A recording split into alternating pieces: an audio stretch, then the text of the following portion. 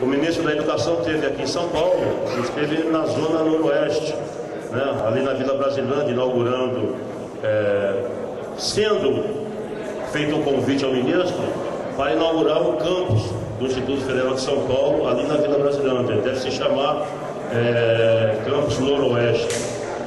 O ministro, como sempre, nos atendeu. O ministro conhece o Sinazep, né? A gente entregou uma carta ao ministro, falamos com o ministro, inclusive, a respeito também dos 10% do PIB para a educação, né? O ministro se mostrou favorável a esse tipo de reivindicação e ele falou: a minha pasta, você acha que eu não quero 10% do PIB, do PIB para a educação? Eu acho que lá para o final do ano, começo do ano que vem, a gente vai estar fazendo um plebiscito aí a nível nacional, né, para fazer esse chamamento com 10% do PIB para a educação, exatamente. Na quarta-feira, mais um informe de rua, na quarta-feira nós tivemos aqui na Avenida Paulista, onde os docentes, os servidores da educação, o pessoal da Unifesp, se reuniram ali perto do vão do MASP e fizeram uma aula de rua, uma atividade de rua, na verdade, né? Onde o Sinazep também esteve presente, falando das suas reivindicações, dos seus problemas. Achava eu que os nossos problemas eram problemas, os deles são piores do que nós, né? Eles têm cursos lá, como por exemplo a de educação física, que não tem uma quadra de esportes, né? Não tem a infraestrutura. Então a educação realmente está precisando de injetar o remédio, né? Porque ela está muito doente. Então, pessoal, os informes que eu tenho, né, da atividade do comando de greve é esse. Eu vou deixar para o pessoal dar os informes da Nacional, o pessoal que esteve presente lá em Brasília na última plenária nossa, 102ª plena, que foi sábado e domingo, dias 20 e 21. Obrigado. Boa noite novamente. Bem, lá na plena de Brasília, a gente pode notar o seguinte: até então havia em torno de 180, 179 unidades paradas, das 300 e poucas unidades. Uma paralisação que em alguns casos atinge a ordem de 80%, né? Principalmente paralisação de campos bastante novos, com professores em estágio probatório, com professores também substitutos. Fora a questão do Colégio Pedro II, que é outro aspecto, enfim. Mas, por exemplo, algo que ganhou muita força foi o fato de que o INPE de Santa Catarina não havia ainda decidido pela adesão à greve. À medida que Florianópolis, nessa semana, aderiu à greve, todo o estado de Santa Catarina, todo o Instituto Federal de Santa Catarina aderiu também ao nosso movimento. Então, na Brasília, a gente pode sentir que o movimento está realmente bastante forte. Há unidades assim, no Espírito Santo, Maranhão, por exemplo, com um grande índice de adesão mesmo, né? E havia pelo menos umas 60 delegações diferentes. Então, foi o que houve na plenária, né? Basicamente, esses informes das situações de greve pelo Brasil afora, e também as questões que seriam levadas para o dia 24, né, no ato que alguns de nós aqui do comando acompanhamos, né. Mas a plenária ficou decidida assim que, ao meu ver, uma questão essencial, que era parar um campus, uma unidade inteira como Santa Catarina, isso aconteceu, né. E levamos para lá também em São Paulo essa questão toda do ato de sábado, quando alguns de nós conseguiram ter contato com o ministro.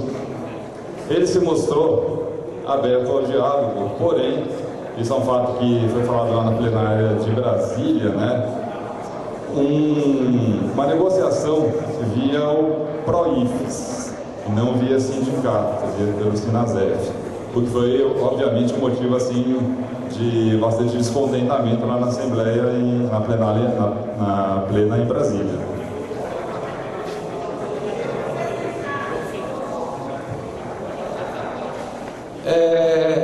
O André Luiz, dá os seus informes, André. Você que ficou até Brasília, e você ficou até ontem em Brasília.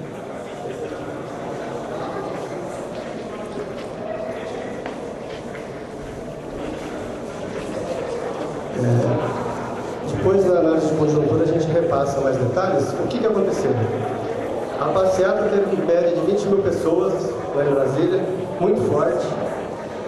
O ministro atendeu o pessoal na quarta de manhã, ontem, para conversar.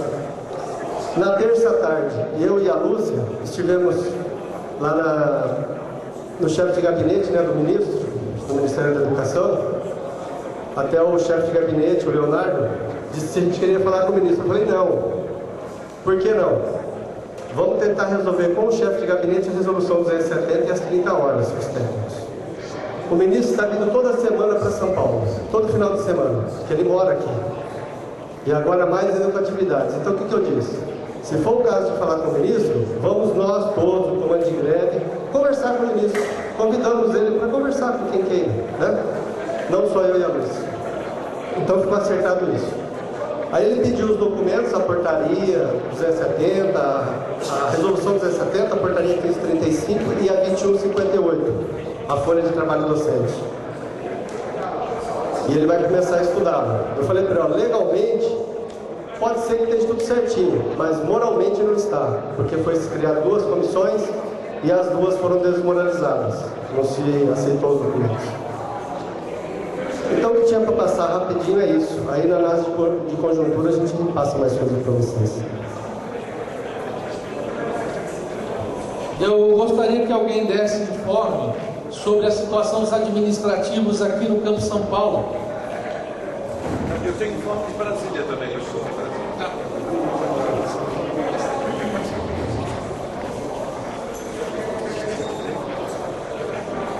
Boa noite.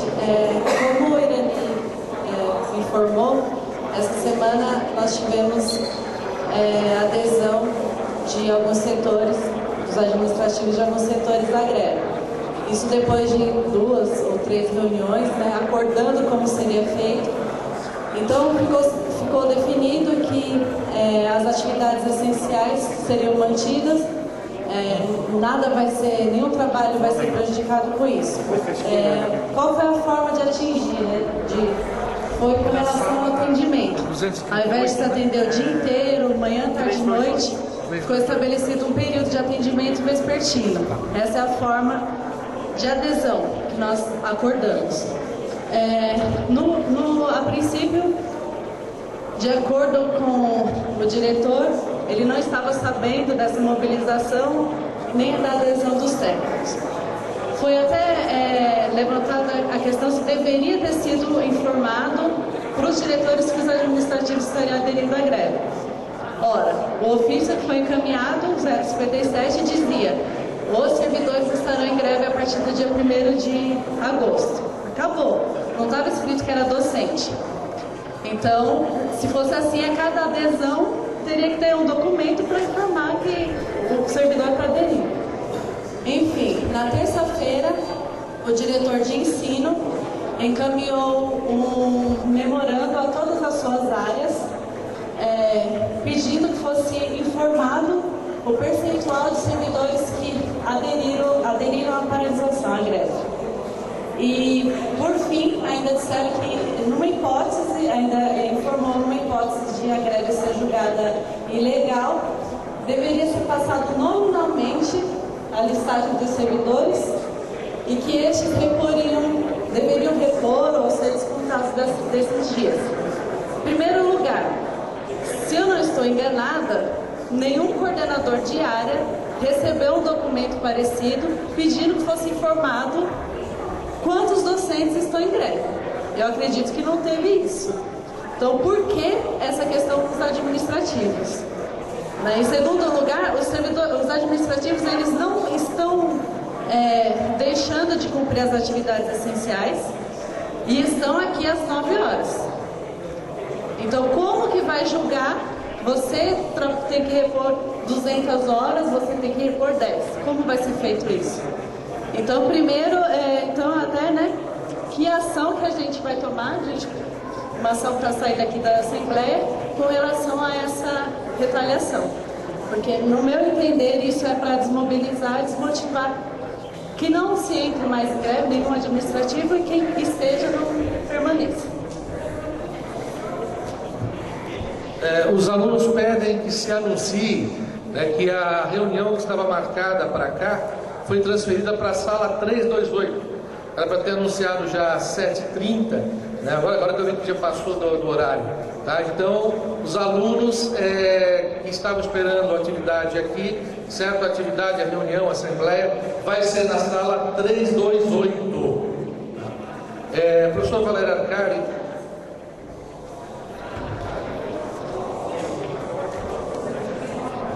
Só quero dar um fala sobre uma atividade em relação à greve.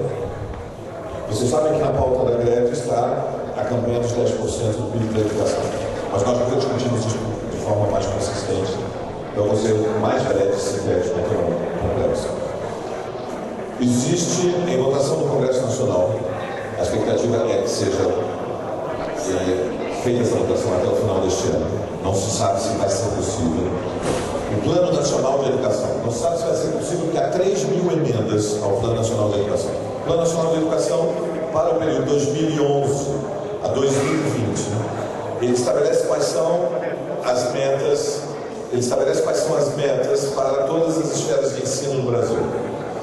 E ele trabalha, portanto, com um projeto para a educação pública no Brasil. O foco da campanha é uma escolha política, portanto, uma escolha que envolve um critério, temos uma opção, é tentar criar uma opinião pública nacional em torno do financiamento da educação. Hoje no Brasil, os dados disponíveis sugerem que nós estamos próximos de alcançar, talvez se alcance este ano, 5% do PIB para a educação. Temos uma ideia, 25 anos atrás, o Brasil gastava menos de 3% do PIB em educação.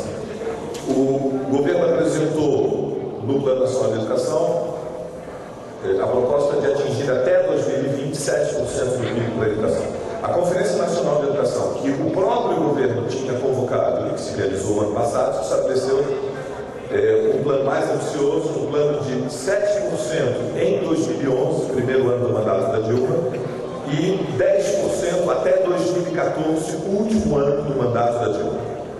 O governo ignorou as propostas da Conferência Nacional de Educação e encaminhou um outro projeto, que é o que está na pauta do Congresso Nacional, e é este projeto que foram apresentadas as 3.000 emendas. Qual é a relação que há entre o Plano Nacional de Educação e a greve? Nós entendemos.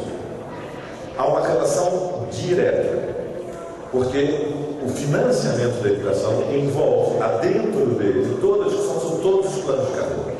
E uma das chaves da estruturação do plano de carreira é garantir que o piso inicial da carreira para professor sem titulação seja pelo menos equivalente ao salário mínimo do INSS. E, portanto, toda a tabela é construída a partir de um piso, e o valor do piso é o que, digamos, estabelece as diferenças de graus para a ascensão durante a carreira. Evidentemente, isso está diretamente relacionado ao custo aluno ano de cada modalidade de ensino. Nós temos uma ideia hoje, nós temos um custo aluno ano, no caso do Rio de São Paulo, em torno de R$ 7.400. Custo aluno ano médio das universidades federais é de R$ 15.000. Custo aluno ano na rede estadual de São Paulo é R$ 4.500. Quando se discute o Plano Nacional de Educação e qual é a proporção do PIB, portanto, qual é a proporção do orçamento nacional medido na relação com o PIB, que vai ser investido pela federação, pelos estados, pelas prefeituras da educação pública, está